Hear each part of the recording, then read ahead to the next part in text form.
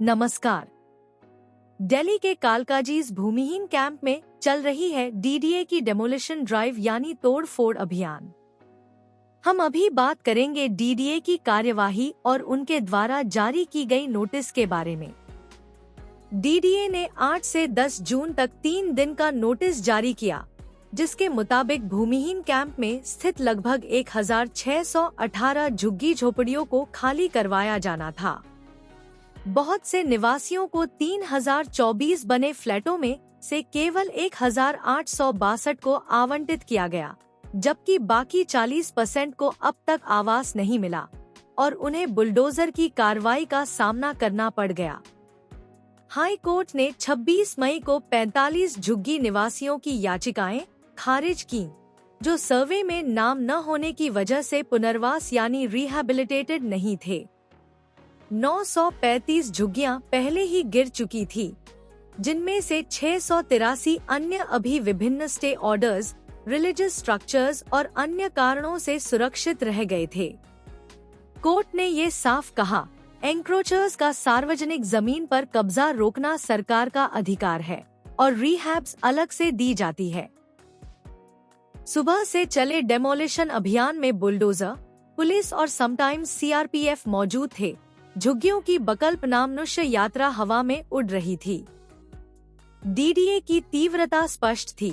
Illegal encroachment हटाने के लिए हाई कोर्ट के आदेश के बाद तय कदम। इस मामले में विरोध और राजनीति भी हो रही है। आप नेता आतिशी स्थानीय निवासी के समर्थन में पहुंची। उनके विरोध में पुलिस ने उन्हें सेक्शन 65B के तहत हटाया। कुछ ने माना कि गिरफ्तारी हुई। उन्होंने आरोप लगाया कि बीजेपी सरकार ने झूठ बोला।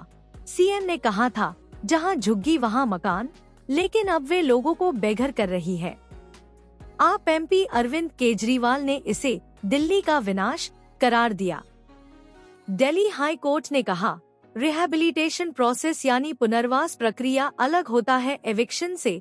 रिहैब्स प्लान आधारित होती है। झुग्गी हटना कानून के तहत संभव है।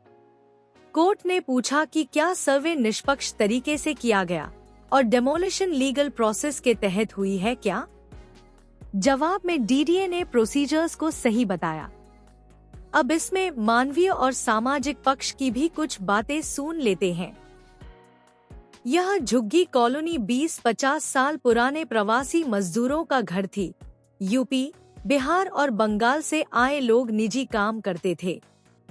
मद्रासी कैंप की हालिया डेमोलिशन पर भी भारी विरोध हुआ, जहां लोगों ने अपना सब सामान सड़क पर रखकर देखी ही रोदनी कही। आपका मानना है, लोगों को रिहैब सही समय पर मिलने चाहिए थे। देश को उनके जीवन के प्रति संवेदनशील होना चाहिए। पर अब सवाल ये है कि आगे क्या होगा? हाई कोर्ट बुधवार को कालकाजी डेमोलिशन प्ली पर सुनवाई करने वाला है। आपकी याचिकाओं पर कोर्ट विचार करेगा। क्या डीडीए को रिहैब्स के साथ एविक्शन करने का अधिकार था?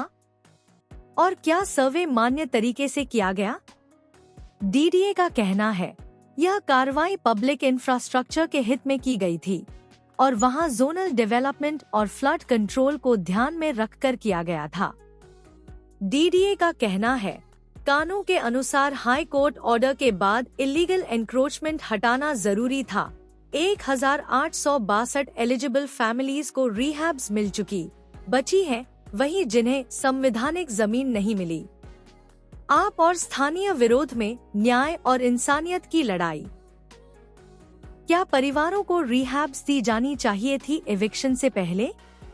कोर्ट की भूमिका रही कि जल्द सुनवाई होगी, जिससे पता चलेगा कोई कानून भंग हुआ या नहीं और किसका पक्ष सही है। इस बुलेटिन में इतना ही। बाकी के खबरें जानने के लिए जुड़े रहिए हमारे साथ। धन्यवाद।